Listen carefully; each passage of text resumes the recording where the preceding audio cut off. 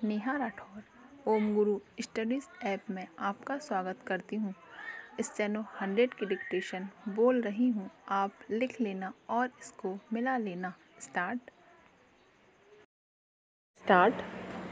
सभापति महोदय, शिक्षा का महत्व ग्रामीण तथा शहरी इलाकों में समान रूप से है, क्योंकि शिक्षा मानव गरिमा के साथ साथ मानव अधिकार, स्वतंत्रता तथा सामाजिक मूल्यों की रक्षा में सहायक है।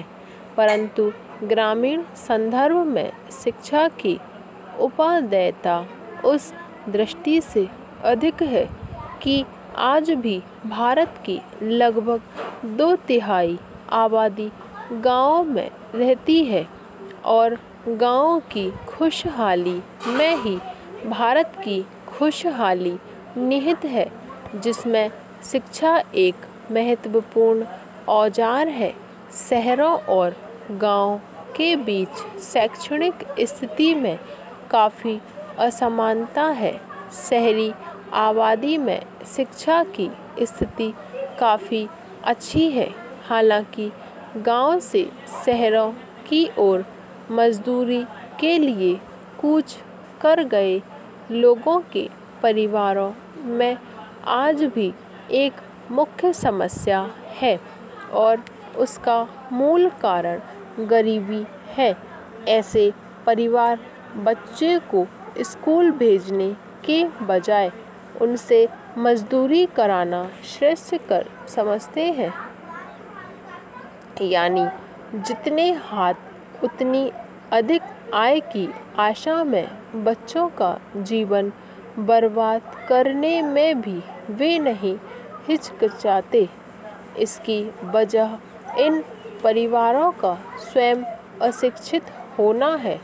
अध्यक्ष महोदय, शिक्षा में सुधार हेतु केंद्र तथा राज्य स्तर पर समितियों तथा आयोगों का गठन हुआ।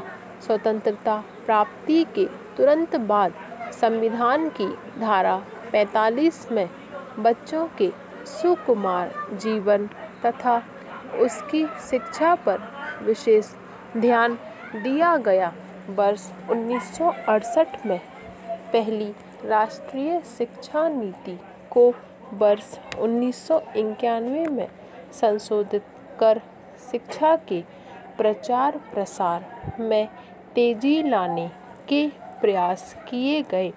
पुनः वर्ष 1986 में घोषित राष्ट्रीय शिक्षा नीति की 1992 में समीक्षा की गई और 14 वर्ष तक की आयु के बच्चों के लिए शिक्षा पर विशेष ध्यान केंद्रित किया गया। वर्ष 1988 में राष्ट्रीय साक्षरता मिशन की स्थापना के साथ 8 सितंबर को अंतर्राष्ट्रीय साक्षरता दिवस के रूप में मनाने का निर्णय लिया गया। साक्षरता में और तेजी लाने के लिए प्रारंभ में सर्व शिक्षा अभियान के तहत सभी बच्चों को शिक्षा प्रदान करने की योजना को कार्य रूप देने हेतु संविधान में संशोधन किया गया। उल्लेखनीय है कि यह अभियान भारत में आज़ादी के बाद का सबसे बड़ा तथा सर्वाधिक महत्वाकांक्षी शैक्षिक कार्यक्रम है और जिसमें बालिका शिक्षा पर विशेष जोर दिया गया है। इसका उद्देश्य न केवल बस्तियों के करोड़ों बच्चों को स्कूल में प्रवेश देना है, बल्कि प्रवेश के बाद उन बच्चों को वहां 8 वर्षों तक अनिवार्य रूप से बनाए रखना भी है। Again thank you. Om Guru study app में आपने जो डिक्टेशन लिखी उसे मिला लेना, बार बार लिख के देख लेना। आपको जो डाउट हो या सुझाव हो, ऐप में नीचे डाउट सेक्शन में एज अ क्वेश्चन ऐड कर सकते हैं, उसको हम देख सकते हैं।